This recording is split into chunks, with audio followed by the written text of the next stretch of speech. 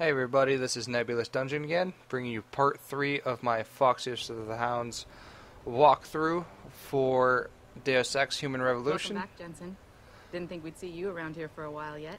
In this part, I will show you how to get to the entrance halfway to the top of the Renaissance of the warehouse without disturbing any of the enemies. Time to come back from the dead. You sure you're ready for this? Only one way to find out. Roger that. In this initial The boss is already on board, conversation with the Malik, tactical response team. that first option where you get to choose your dialogue with her, there's really no right or wrong answer, just pick whatever you want and it should be fine. I didn't see where it really affected anything else that goes on throughout the game. Then let's get airborne.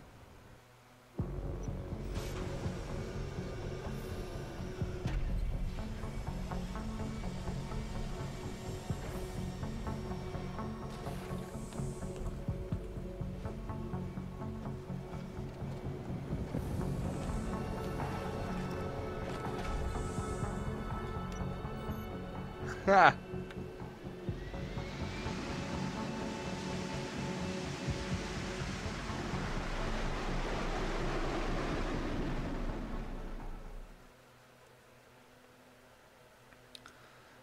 Load screen.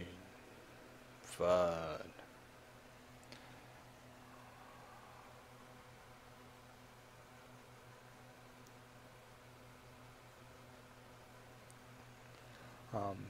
Just want to use this opportunity now to let you guys know I will be posting the entire playthrough. I only did 2 of the side missions. The way I saw it is the fewer side missions you did, the less likelihood of you setting off alarms and getting caught doing stuff. So I primarily just stuck with the main storyline missions with this playthrough, and that's my recommendation for you if all you're going for is the Foxiest of the Hounds achievement. No, I don't think it's a coincidence they hit us today, only hours after we moved the Typhoon in for assembly line factory. The Typhoon? Megan's team was testing it the day that bastard... Who's on point for these guys? Adam, I know you and Megan were once... Who is on point for these guys?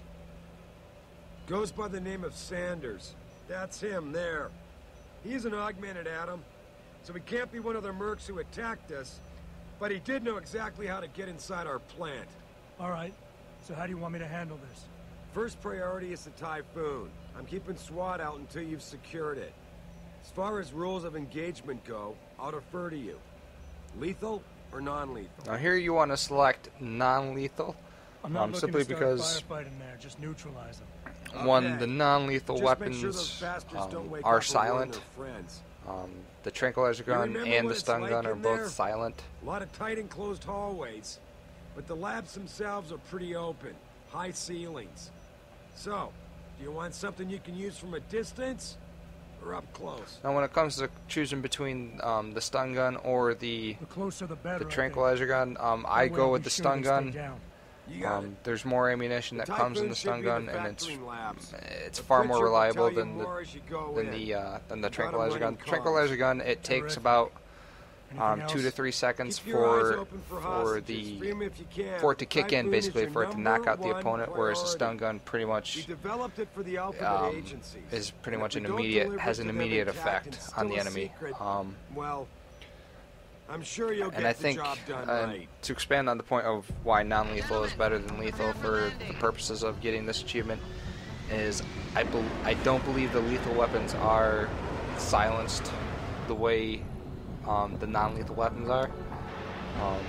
So if you were to kill someone with a lethal weapon, you would set off alarms like right off the bat, right after doing so. So just bear that in mind.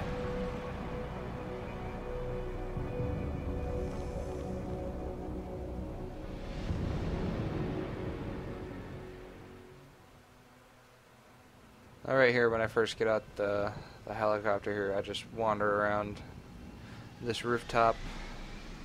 I'm just looking for like hidden items, things like that, but I don't end up finding anything, so basically I wandered around so you don't have to. Don't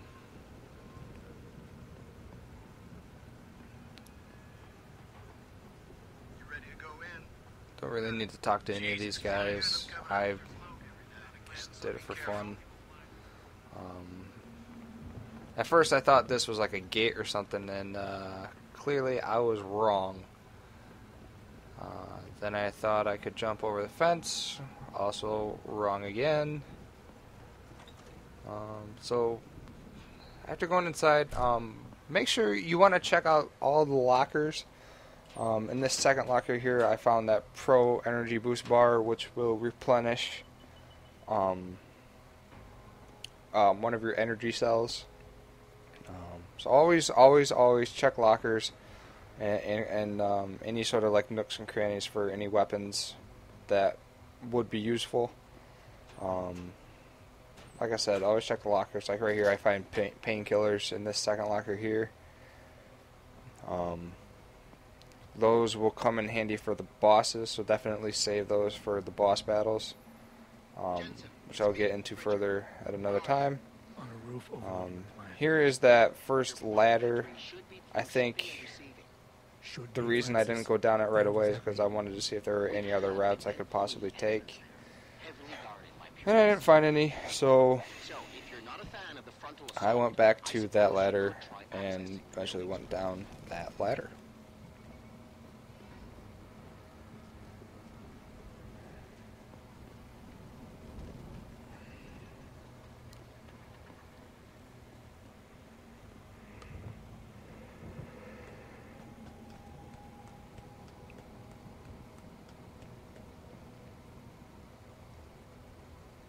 Now when you're still facing the ladder, once you get down, the next ladder to get down is to the left. Again, I just wander around here seeing if I can find any sort of hidden items or anything useful. And once again, I didn't find anything, so just go down that ladder.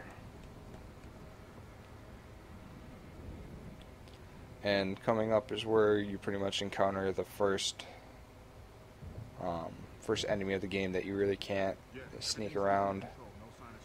I mean, I'm sure you could wait, but that's boring, and you can easily take them out without worrying about getting detected. So, you take them out, do the non-lethal option of just tapping.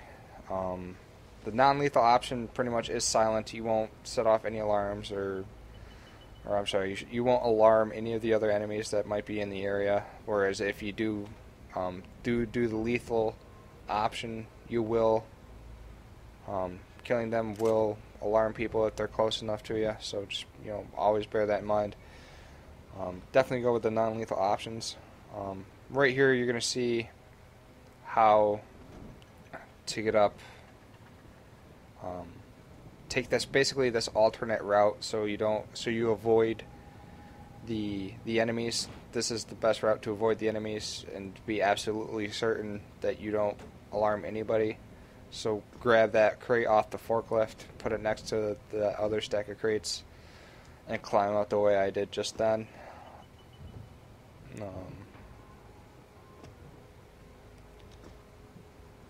So you notice that you just want to go up this ladder here.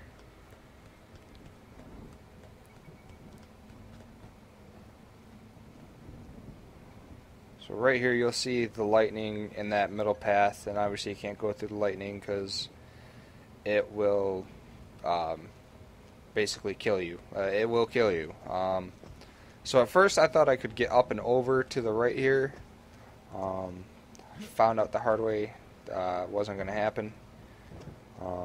So after failing at that, I realized all I had to do was move this crate out of the way, and I just followed this path to the right here. And I had to follow this path. Just got to turn off the power breaker right there in the middle. So once you turn that off, you can just go right through. And then this path will lead you to the vent that you're going to use to enter the facility. In my next video, I will be going over what to do after you've entered the facility. Until then, thanks for watching. Peace out.